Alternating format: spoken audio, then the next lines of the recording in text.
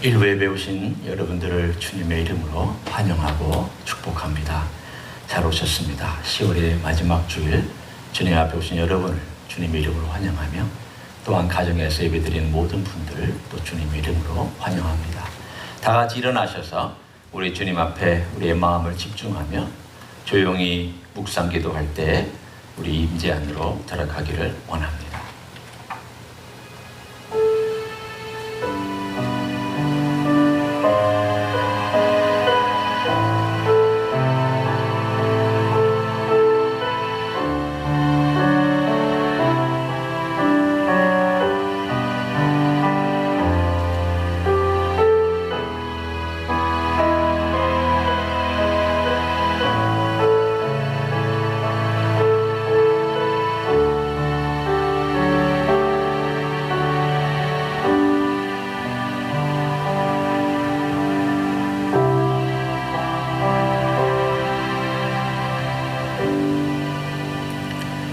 거룩한 주일을 주셨습니다.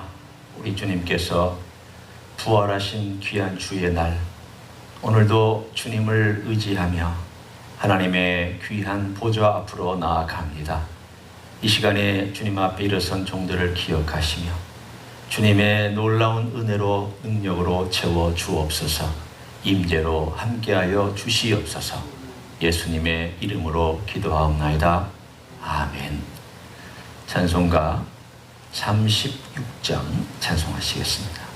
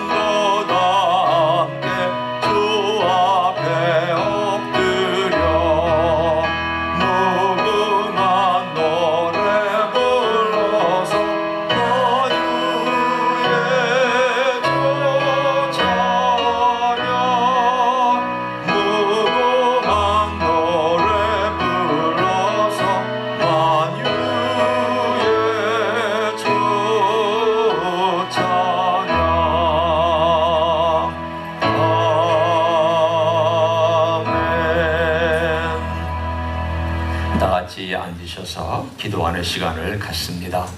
우리가 함께 중보할 기도 제목, 우리가 동일하지만 간단하게 언급하면 코로나 바이러스로 인한 이 어려운 시기를 위하여 기도해 주시고, 또 교회를 위하여 기도해 주시고, 우리 선교사님들을 위하여 기도해 주시고, 약한 분들을 위해서 이 시간 다 같이 통성으로 기도하겠습니다. 하나님 아버지, 감사를 드립니다. 주님 앞에 와서 주님의 은혜를 오늘 우리의 마음에 새기고 주님의 은혜를 또한 기리고 이 자리에 왔습니다. 아버지는 어려운 때에 코로나 바이러스를 인해서 묻기 때문에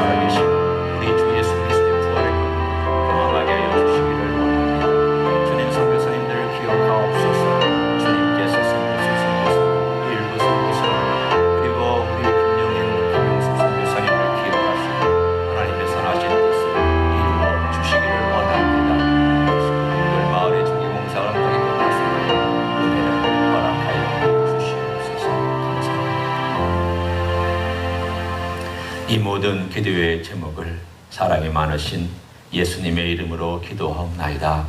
아멘. 우리의 신앙을 사도신경으로 고백하도록 하겠습니다. 전능하사 천지를 만드신 하나님 아버지를 내가 믿사오며 그 외아들 우리 주 예수 그리스도를 믿사오니 이는 성령으로 잉태하사 동정녀 마리아에게 나시고 본디오 빌라도에게 고난을 받으사 십자가에 못 박혀 죽으시고 장사한 지 사흘 만에 죽은 자 가운데서 다시 살아나시며 하늘에 오르사 전능하신 하나님 우편에 앉아 계시다가 저리로서 산자와 죽은 자를 심판하러 오시리라. 성령을 믿사오며 거룩한 공예와 성도가 서로 교통하는 것과 죄를 사하여 주시는 것과 몸이 다시 사는 것과 영원히 사는 것을 믿사옵나이다. 아멘. 다 같이 일어나셔서 50장 찬송하시며 봉헌하도록 하겠습니다.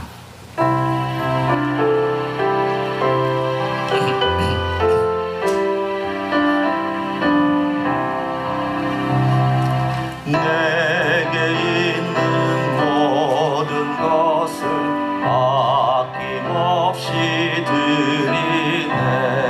사랑하고 의지하며 주만 따라 살리라.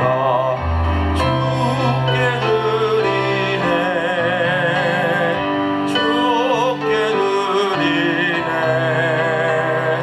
사랑하는 구주 앞에 모두 드리네. 기도합니다. 우리 하나님 아버지 감사합니다. 우리 하나님이 되시며 또 그 하나님께서 우리 아버지가 되심을 감사합니다. 죄악 가운데 있다가 빛 가운데 살게 해주신 것도 감사합니다. 우리의 모든 일거수일투족을 지켜주실 뿐만이 아니라 영원히 함께 해주시겠다고 약속해 주심도 감사합니다. 오늘도 주님 앞에 우리 예물을 드리면 이 모든 것이 주님의 것임을 고백하는 우리의 순전한 신앙 고백이기 때문입니다. 받으시옵소서, 흠양하시옵소서, 주 영광을 위하여 사용하여 주옵소서. 주의 나라와 그의 의가 구해지는 놀라운 일에 사용하여 주시옵소서. 드리는 손길을 주님께서 기억하시겠다고 약속하였사오니 하나님 아버지 그 모든 형편과 처지를 따라 기억하여 주옵소서.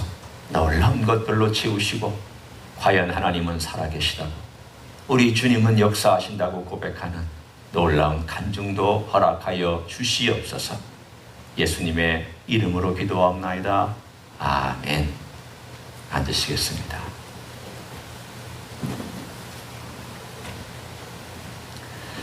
오늘 예배에 나오신 여러분들을 주님의 이름으로 환영하고 축복합니다. 광고에 들어가지 않았지만 다음 주는 11월 1일인데 썸머타임이 끝나는 시간입니다. 그러니까 여러분이 시간을 이렇게 1시간 뒤로 하는 거 맞죠?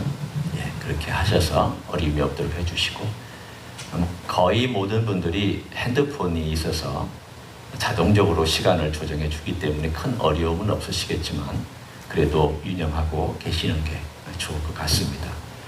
1시간 더 잘 수 있는 그러한 은혜가 주어졌습니다. 그리고 특별히 5번째 광고를 제가 드립니다. 우리가 광고도 같이 나눴고 또 몇 분이 의견도 주셔서 함께 결정하고 진행을 합니다.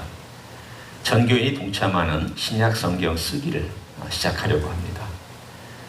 신약 성경이 한 360장 정도 됩니다. 그래서 우리 한 30명 정도, 뭐 플러스 마이너스 더 하실 수도 있고 덜 하실 수도 있지만 한 30명 정도가 일정 부분을 한 10장 정도씩 나누어서 쓰면 우리가 그것을 나중에 우리 김영섭 장로님이 하나로 묶어주시겠다고 하셨습니다. 그래서 우리가 이렇게 장을 좀 나눠서 쓸 것입니다. 일단 우리 한희숙 전도사님이 여러분에게 연락이 갈 겁니다. 연락이 오면 내가 어디를 쓰고 싶다, 어느 정도 쓰고 싶다 이렇게 말하면 한 주간 동안도 저희가 마태복음 1장부터 요한계시록 22장까지를 쫙 나누어서 마지막 12월 13일 날 다 모은 다음에 우리 장로님께 드리면 장로님께서 한 권의 책으로 만들어서 교회에 비치를 해놓고 우리가 그것을 우리 예수님께 크리스마스 날 주님께 드리는 선물로 드리고자 합니다. 우리 주님께 선물 드릴 게 별로 없는데 이 귀한 것을 드리면 우리의 모든 교회의 정성이 담긴 신약 성경이 되지 않을까, 우리 교회 한 역사가 쓰여지지 않을까 이렇게 생각합니다. 가능하면 모든 분들이 참여해 주시고 친히 자기의 글로 그 부분을 써서 우리 주님께 선물로 드리면 좋겠습니다. 11월 1일부터 다음 주 바로 시작해서 12월 13일까지 약 한 달, 한 보름 정도 남짓한 기간 동안에 여러분이 매일매일 조금씩 이렇게 쌓아가면서 우리 주님의 오심을 맞이하는 귀한 시간이 되었으면 좋겠습니다. 이 시간에 이렇게 일부 예배 오신 분들을 우리가 좀 환영하고 서로 이렇게 좀 손도 흔들어 주시고 주님의 이름으로 환영하며 반갑게 맞이해 주시기를 바랍니다. 잘 오셨습니다. 가정에서 예배 드리는 분들도 제가 대신 우리 성도들을 대신해서 손을 흔들어서 환영하고 축복합니다. 하나님 아버지의 말씀 제가 읽습니다. 말씀은 마가복음 9장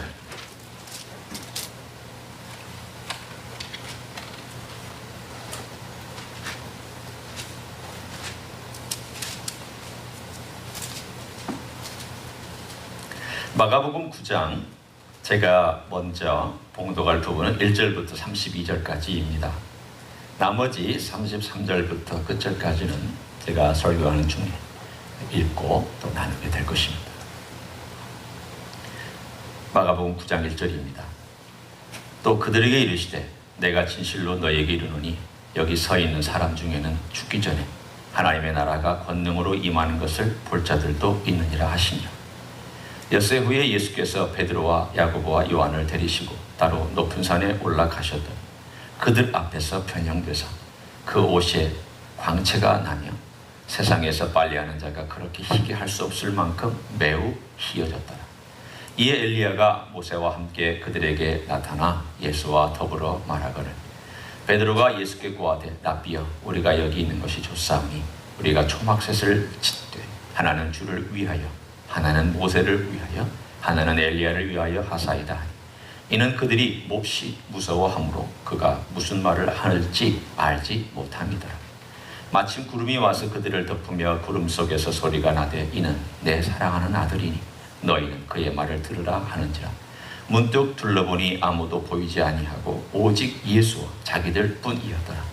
그들이 산에서 내려올 때에 예수께서 경고하시되 인자가 죽은 자 가운데서 살아날 때까지는 본 것을 아무에게도 이르지 말라 하시니 그들이 이 말씀을 마음에 두며 서로 문의하되 죽은 자 가운데서 살아나는 것이 무엇일까 하고 이에 예수께 묻자와 이르되 어찌하여 서기관들이 엘리야가 먼저 와야 하리라 하나이까. 이르시되 엘리야가 과연 먼저 와서 모든 것을 회복하거니와 어찌 인자에 대하여 기록하기를 많은 고난을 받고 멸시를 당하리라 하였느냐. 그러나 내가 너에게 이르노니 엘리야가 왔으되 기록된 바와 같이 사람들이 함부로 대우하였느니라 하시니라. 이에 그들이 제자들에게 와서 보니 큰 무리가 그들을 둘러싸고 서기관들이 그들과 더불어 변론하고 있더라. 온 무리가 곧 예수를 보고 매우 놀라며 달려와 문안하거늘 예수께서 물으시되 너희가 무엇을 그들과 변론하느냐. 무리 중에 하나가 대답하되 선생님 말 못하게 귀신 들린 내 아들을 선생님께 데려왔나이다. 귀신이 어디서든지 그를 잡으면 거꾸러져 거품을 흘리며 이를 갈며 그리고 화리해지는지라. 내가 선생님의 제자들에게 내쫓아 달라 하였으나 그들이 능히 하지 못하더이다.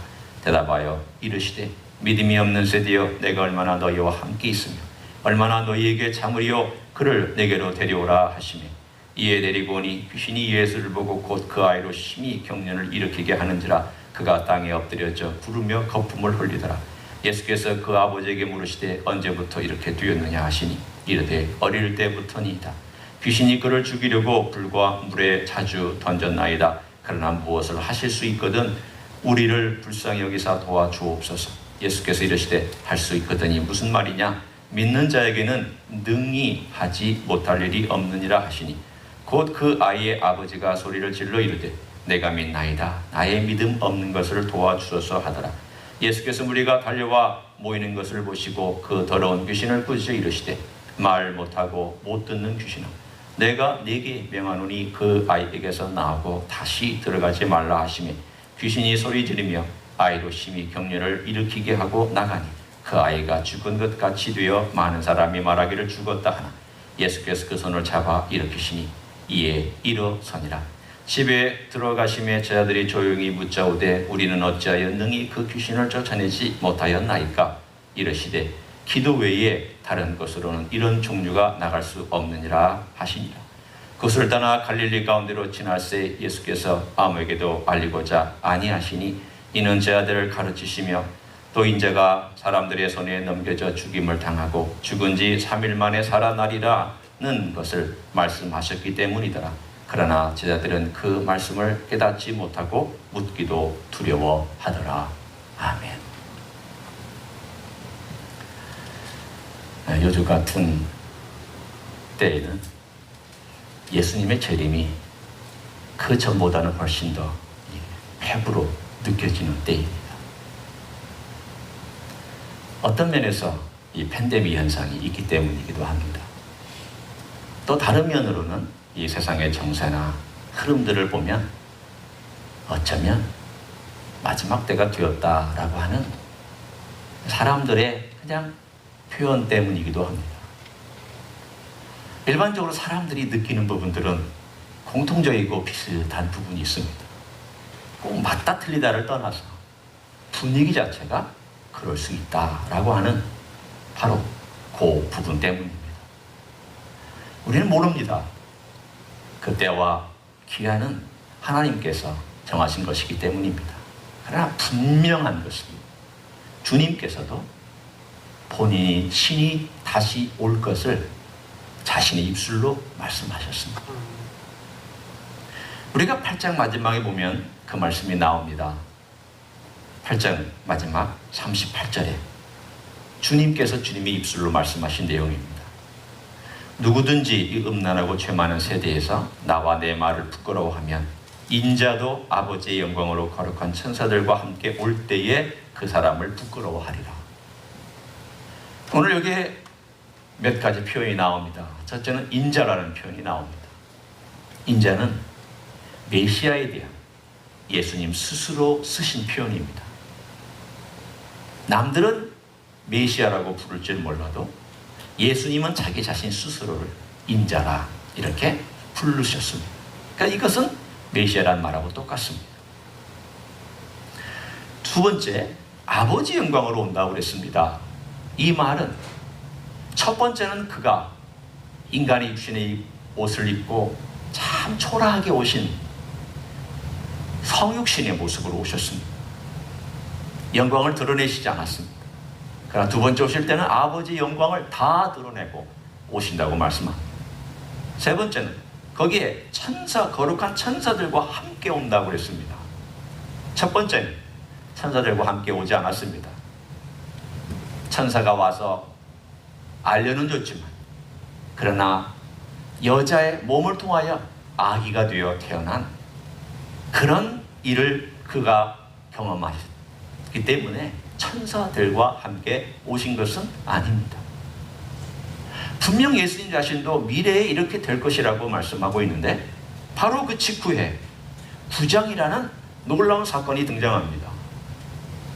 9장에 보면은 9장 1절은 8장 38절하고 연결되어 있습니다. 어떻게 연결되어 있습니까? 거기 보면 내가 진실로 너에게 이르노니 여기 서 있는 사람 중에는 죽기 전에 하나님의 나라가 권능으로 임하는 것을 볼 자도 있느니라. 바로 전에 말씀하셨던 38절과 연결해서 장래 하나님의 나라가 올 것, 이 하나님의 나라는 완전히 영광스러운 찬란한 그 나라, 지금 이 나라를 얘기하는 건 아닙니다. 지금 있는 부분적으로 교회가 선포하고 있는 하나님의 나라를 얘기하는 것이 아닙니다. 찬란한 그 나라, 모든 죄가 해결된 그 나라, 예수님의 의가 완전히 서는 그 나라, 그 나라가 장차 영광 가운데 올 때 그것을 보는 자도 있을 것이다 라고 예수님께서 직접 말씀해 주셨습니다. 아니, 아직 우리에게도 안 왔는데, 우리도 아직 2000년이 지난 우리도 아직 그 나라를 경험하지 못하고 있는데 어떻게 제자 중에 죽기 전에 그 나라를 볼 사람이 있다는 뜻입니까? 오늘 여기에 우리가 유념해서 들을 단어가 본다라고 그랬습니다. 그 나라에 들어간다는 게 아니라 본다. 누가 이 나라를 보았습니까? 두 가지 가능성이 있습니다. 하나는 오늘 여기 나와 있는 9장 2절부터 8절까지의 8, 9절까지의 사건을 의미하는 것이 하나고요. 봤으니까 그들은 하나님의 나라가 어떤 것일지에 대하여 그 영광스러운 모습을 잠깐 목도했으니까. 또 하나는 요한계시록을 쓴 세례 요한일 수도 있다는 생각을 할 수 있습니다. 그는 하나님의 나라가 어떻게 영광 가운데 다가오는지를 계시와 환상 가운데 보았기 때문입니다. 그러나 이 문맥으로 볼 때는 첫 번째가 더 오히려 가깝습니다.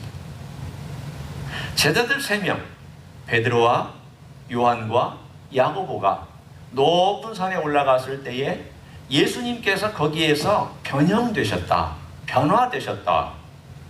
그래서 그 놀라운 광경을 그들이 목격하면서 하나님의 나라가 이런 영광인가 보다. 그들이 횡설수설했지만 그럼에도 불구하고 눈으로 본 것만큼은 틀림이 없기 때문입니다. 자, 그러면 예수님의 본질, 예수님의 본 모습은 바로 우리가 읽었던 9장 1절부터 8절까지 나타난 모습입니다. 이게 원래 주님의 모습이었습니다. 인간으로 나타난 것은 영원 전에 있었던 사건이 아닙니다. 예수님이 영원 전부터 있었던 예수님의 본질은 9장에 나타난 이 모습이 진짜입니다. 찬란한 영광, 빛나는 영광. 오늘 본문이 인간이 표현할 수 있는 모든 내용을 다 수사법으로 표현을 했습니다. 들어보십시오. 그 옷이 광채가 난다. 세상에서 빨래하는 자 그렇게 희게 할 수 없을 만큼 희어졌다. 그러니까 얼마나 희고 얼마나 찬란하고 얼마나 빛나는지에 대하여 인간이 할 수 있는 다른 표현법을 동원할 수가 없어서 마가는 그렇게 표현을 해 우리에게 전달해 주고 있습니다. 이거 왜 어떻게 표현을 합니까? 이게 원래 예수님의 모습인 것을 드러내주고 있습니다. 자, 그러면 제가 질문을 합니다. 아니, 원래 주님이 이런 분이라면 무엇 때문에 이 땅에 초라한 인간이 육신을 입고 오셨습니까? 무엇 때문에, 뭐가 아쉬워서 이렇게 영광스러운 분이 이 땅에 여자의 아들이 되어서 나타났습니까? 우리와 왜 터벅터벅 걷는 그러한 육신을 입고 사십니까? 뭐 하려고 오셨습니까? 이 질문을 우리에게 던지고 있습니다. 독자들에게 던지고 있습니다. 원래 이런 분이다. 잘 들어보십시오. 이 메시지는 예수님께서 변형된 거에서 관련이 있지만 하나님께서 구름 가운데 나타나셔서 그 목소리로만으로 예수님이 누군가에 대하여 말씀한 내용 가운데 이 본문의 핵심이 있습니다.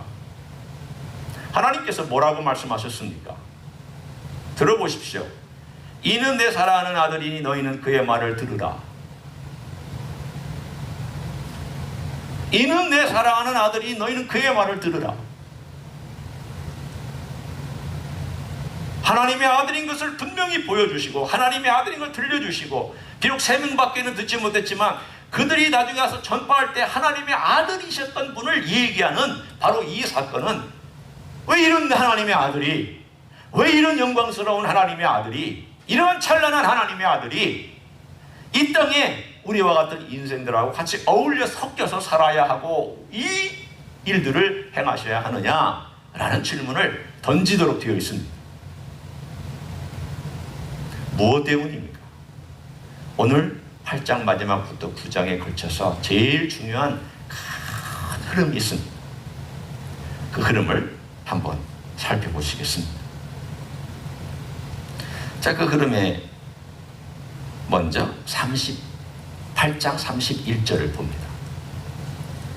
인자가 많은 고난을 받고 장로들과 대제사장들과 서기관들에게 버림받아 죽임을 당하고 사흘 만에 살아나야 할 것을 비로소 그들에게 가르치시되, 여기에서 말씀하고 있는 이 분위기는 인자가 죽어야 한다, 그리고 나야 한다. 또다시 한번 얘기합니다. 그리고 38절에 와서 인자가 아버지의 영광으로 온다. 이거 완전히 미래죠. 더 큰, 먼 미래입니다.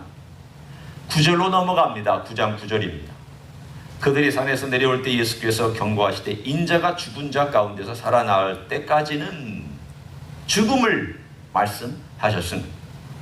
12절에 중간에 인자에 대하여 기록하기를 많은 고난을 받고 멸시를 당하리라, 주님의 고난과 죽음을 언급하셨습니다. 또 있습니다. 31절, 우리가 읽었던 본문이죠. 또 인자가 사람들의 손에 넘겨져 죽임을 당하고 죽은 지 3일 만에 살아나리라. 이 8장과 9장에 거대한 물줄기가 있습니다. 이 거대한 물줄기는 바로 인자가 죽어야 한다는 것입니다. 영광스러운 분이 죽어야 한다. 하나님의 아들이 죽어야 한다. 말이 안 되는 이야기를 지금 제자들에게 설명하고, 이것을 우리들에게도 설명하고 있습니다.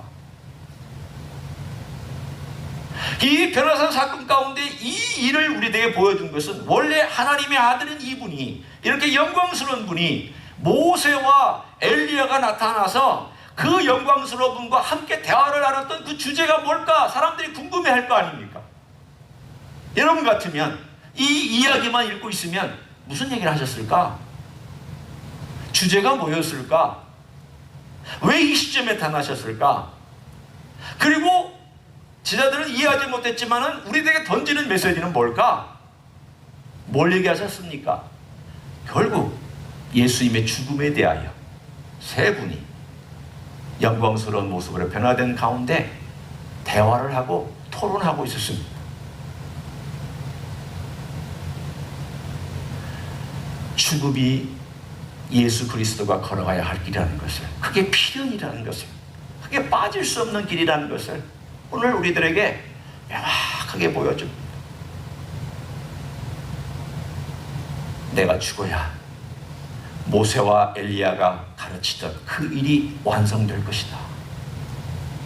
과거의 인물들이었습니다. 예수님의 현재의 인물이십니다. 과거의 인물들이지만 그들이 가르치고 그들이 예견하고 그들이 기대했던 그 놀라운 완성이 나로 말미암아 일어날 건데, 내가 그 일을 이루는 것은 죽음을 통과해야만 한다. 그리고 죽음을 통과해서 부활한 다음 그 놀라운 영광스러운 나라가 이 땅에 온다. 영광스러운 나라가 분명히 오는데 이 과정을 통과하지 않냐고는 절대 올 수 없다. 쟤들은 이해하지 못했습니다. 우리는 지금도 이해하지 못합니다.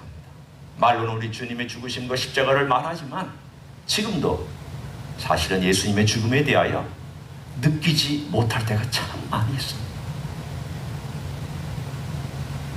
십자가의 복음은 지금도 복음의 핵심, 두 가지가 핵심인데, 하나는 십자가의 죽으심과 부활하심. 이 죽으심과 부활은 복음의 핵심입니다. 이 두 가지를 떠나서는 어떠한 것도 복음이 아닙니다. 하나님의 선하심을 아무리 얘기해도 십자가의 죽으심과 부활이 떠나서는 복음 아닙니다. 하나님의 위대함을 아무리 싱송해도 십자가의 죽으심과 부활을 떠나서는 복음 아닙니다. 잘 들으셔야 됩니다. 나에게도 저에게도 하는 말이요, 우리 각자에게 하는 말입니다. 십자가를 떠나서, 예수 그리스도의 죽음을 떠나서, 예수 그리스도의 부활을 떠나서 하나님을 아무리 칭송해도 십자가 그 없이는 복음 아닙니다. 하나님의 선하심을 아무리 얘기해도, 멋지다고 아무리 얘기해도, 위대하다고 아무리 칭송해도 죽으심과 부활을 떠나서 아무것도 아닙니다. 오늘 우리들에게 전해주는 이 놀라운 메시지, 변화사는 변화산의 그 영광스러움이 중요한 핵심이 아닙니다. 이런 분이 죽어야만 했다라는 것, 그리고 죽은 다음 부활한 그 영광스러움으로 장차 하나님의 나라가 어떻게 펼쳐질 것인가를 우리들에게 미리 보여주는 사건입니다. 이름에도 불구하고 하나님의 나라는 이렇게 십자가의 죽음과 부활을 통해서 계속해서 흘러가고 있거든요. 제자들은 어떻게 하고 있는지 이것이 바로 우리들의 어쩌면 현실일 수 있습니다. 산에 내려왔습니다. 귀신 들린 아들을 데리고 온 아버지가 내 아들 좀 구해달라고 제자들에게 부탁했습니다. 제자들이 아무리 해도 안 됩니다. 그러자 서기관들이 뭐라고 얘기하니까 서기관들하고 싸움이 붙었습니다. 귀신을 내어쫓는데 초점이 있는 것이 아니라 이 귀신이 어떻게 왔느냐, 어떤 종류의 귀신이냐, 또 뭐가 문제냐, 이 사람들이 무슨 죄를 지었느냐, 뭐 등등등의 토론만 하고 있었습니다. 변론만 하고 있었습니다.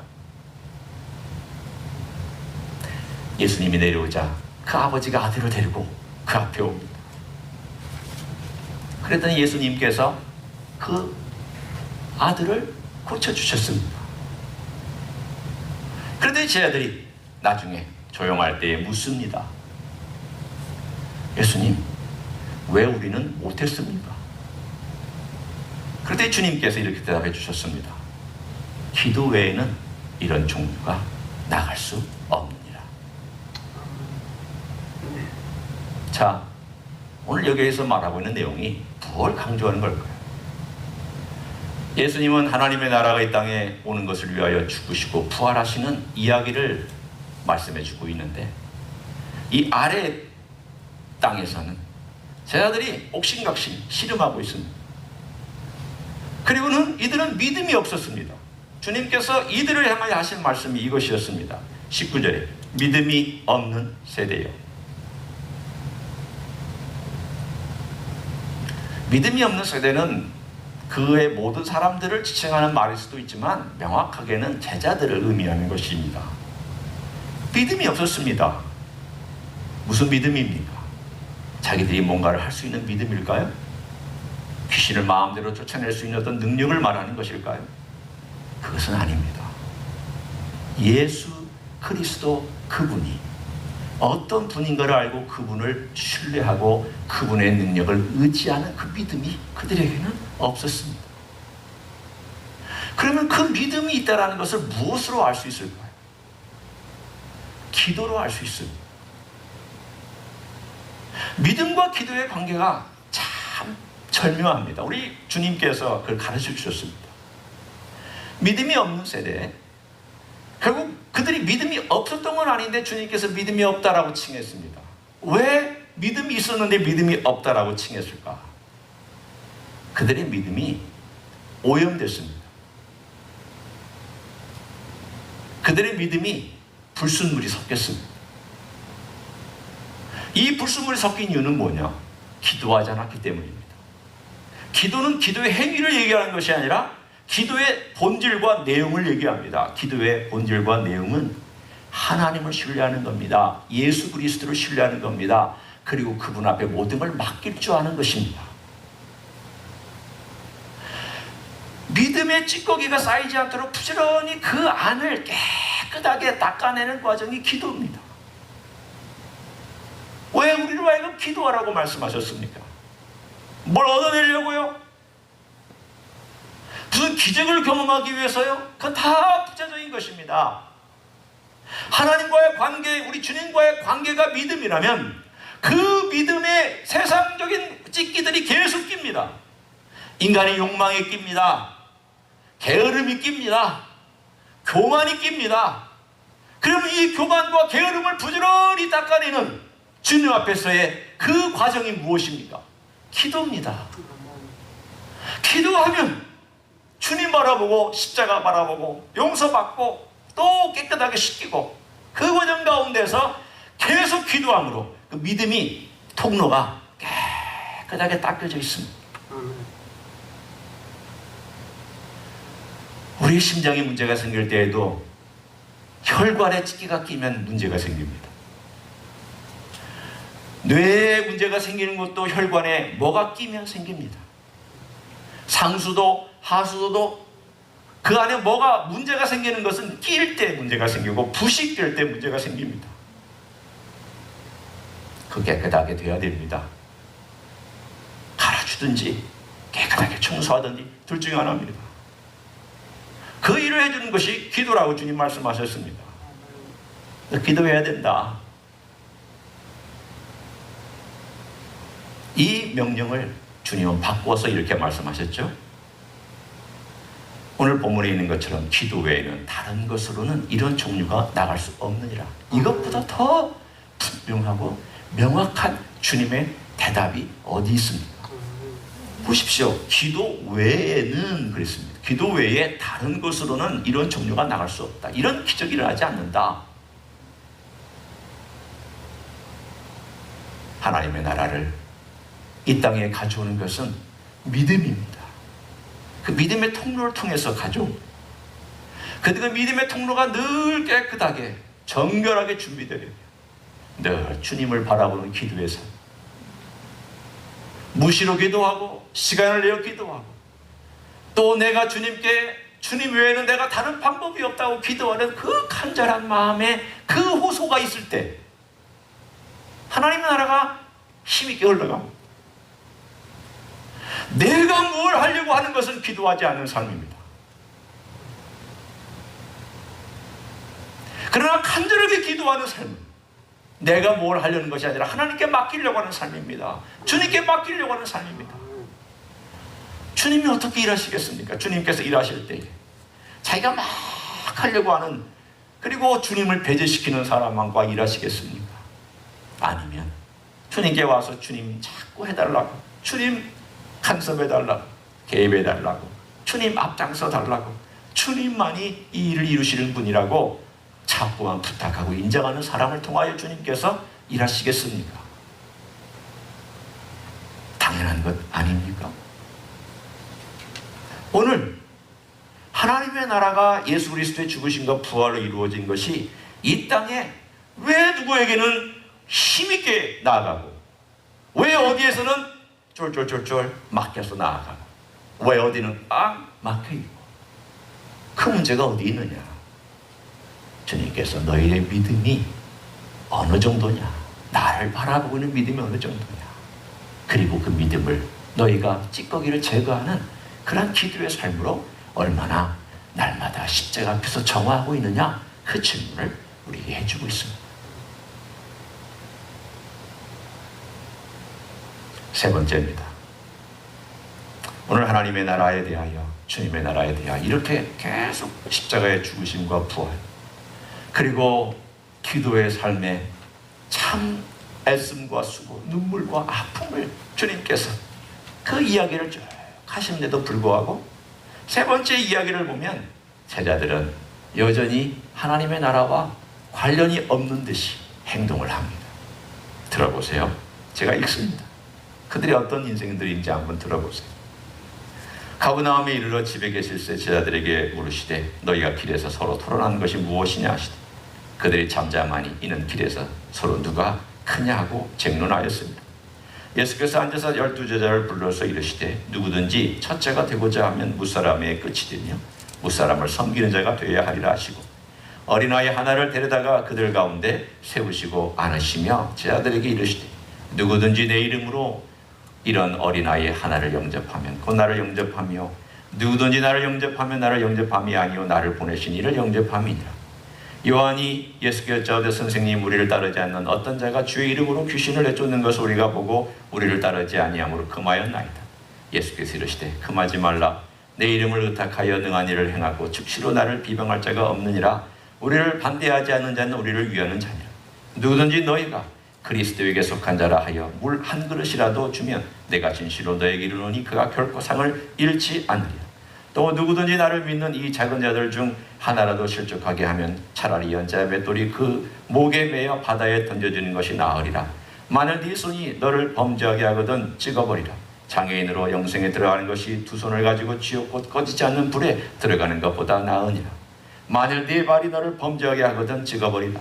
다리 저는 자로 영생에 들어가는 것이 두 발을 가지고 지옥에 던져지는 것보다 나으니라.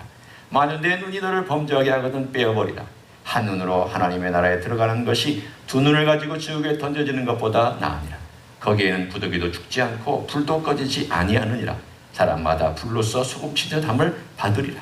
소금은 좋은 것이로되 만일 소금이 그 맛을 잃으면 무엇으로 이를 짜게 하리요. 너희 속에 소금을 두고 서로 화목하라 하시니라.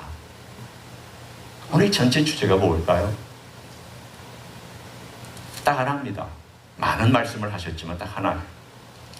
앞부분에 33절에 길에서 서로 토론하고 쟁론했던 것에 대하여 주님께서 결론적으로 딱 하나 말씀해 주신 내용이에요. 끝부분이에요. 너희 속에 소금을 두고 서로 화목해라. 바꿔 얘기하면 다투지 마라. 싸우지 마라. 잘났다고 서로 의시되지 마라. 내가 내 주장을 안 받아들여준다고 화내지 마라. 내가 잘하느니 내가 더 하느니라고 그렇게 말하지 마라. 그리고 그 사이에 많은 설명을 주님께서 해주셨습니다. 간단하게 얘기합니다. 하나님의 나라가 이 땅에 흘러갈 때 그 하나님의 나라에 흘러가는 것을 막는 것은 첫 번째는 주님의 복음의 본질을 깨닫지 못하는 것이요. 두 번째는 믿음이 없이 기도하지 않는 것이요.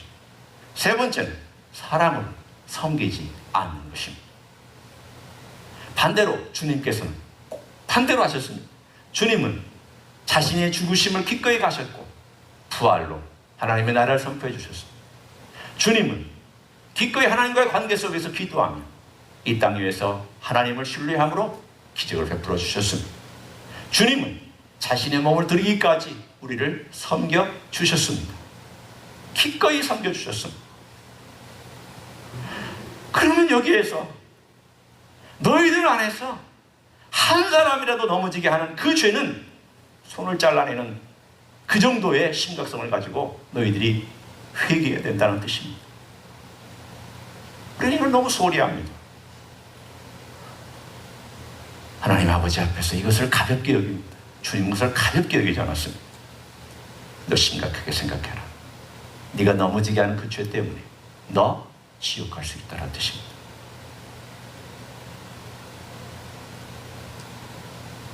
오늘 하나님 아버지 앞에서 주님께서 지옥의 얘기를 꺼내신 것은 단순히 과장법이 아닙니다. 없는 지옥 만들어내신 것도 아닙니다. 있는 지옥 가지고 그 지옥이 어떤 상황인지를 주님이 아시기 때문에 우리에게 경고하시는 것은 우리를 사랑하시기 때문입니다. 제발 거기 가지 마라. 이 땅에 있을 때에 너 믿는 형제 넘어지게 하지 마라. 너의 주장 때문에, 이익 때문에, 너의 위치 때문에, 너의 하고 싶은 것 때문에 마음대로 해서 그 사람이 만약 실족하면 너 그 문제 크다. 이런 삶을 지속적으로 살아가는 사람은 결국 그 결론이 이렇게 된다는 뜻입니다. 그래서 주님께서 이렇게 말씀하셨습니다. 너희 안에 소금을 두고 서로 화목해라. 소금이 뭔데요? 자, 이 결론입니다. 소금이 뭔데 소금을 두고 서로 화목하라라고 말씀하고 있습니다. 소금은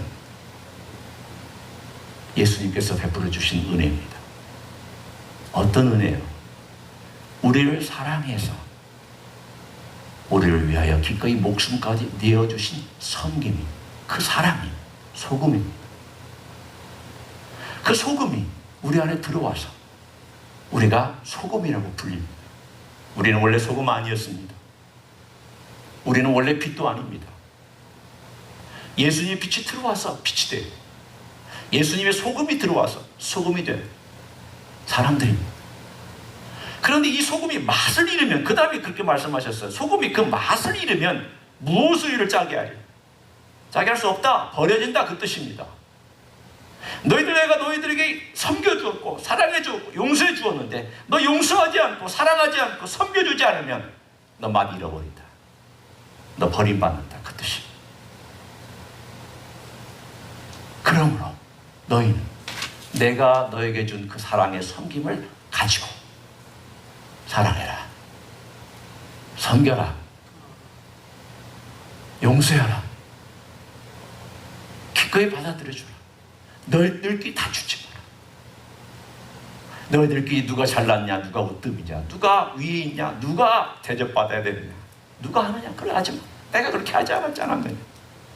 내가 대접받으려면 그 영광스러운 하나님의 아들이 내가 뭐로 이 땅에 내려왔느냐, 내가 뭐로 십자가에서 죽어간다고 말하겠느냐, 그리고 십자가에서 죽겠느냐.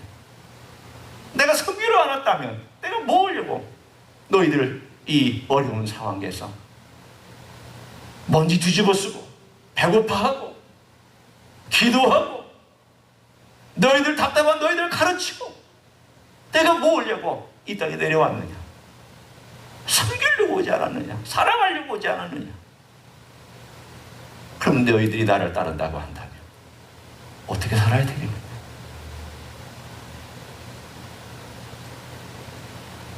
너무나도 당연한 이 주님의 도전 앞에 우리는 다시 한번 주님, 제가 그렇게 살지를 못하고 있는데 우리의 믿음 없음을 불쌍히 여겨주세요.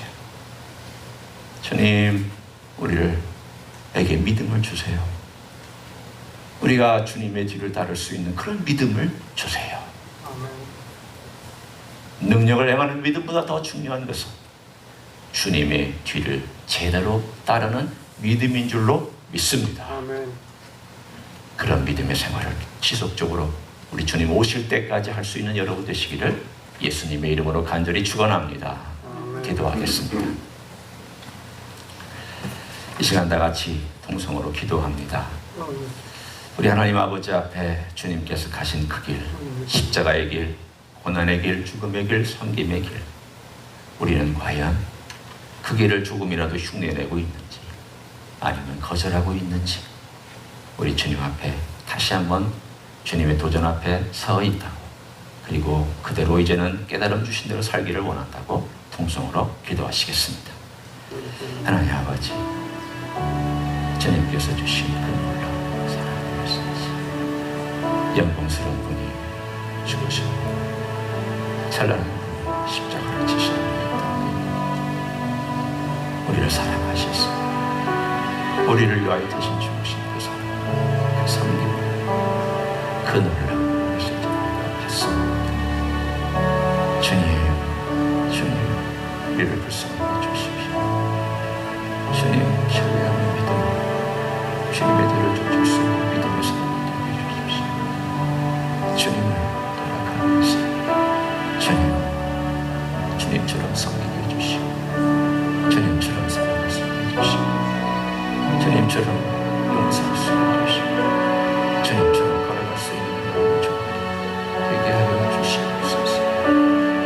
주여, 우리의 삶 속에서 주님께서 주시는 도전을 다시 말씀해 주시고, 주님, 이것들을 과연 어떻게 살아가는가, 주님이 원하시는 삶을 무엇이고 주님께서 기뻐하시는 삶을 무엇이고 다시 한번 생각하라. 우리 모두가 되게 하여 주시옵소서. 주여,